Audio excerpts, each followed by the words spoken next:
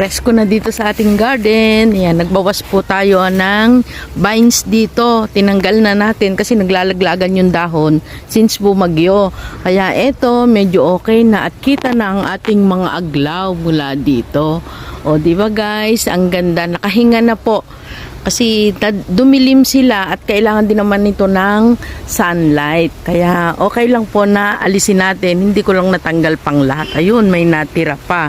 Tutol ko na itong si Epi Amihan kasi nag-ugat na rin naman. At dahil delikado si Bagyo, ayan, dito muna sila ating Epi Albo. Ang ganda guys ng kanilang variegation. Oh, sinong hindi makakagusto sa ganito kaganda na var? At dito sa ibaba nito may pinutol ako. Ay si ano to? PPP. Sariwa pa din. At ang ating Royal Queen na napakalaki ang dahon.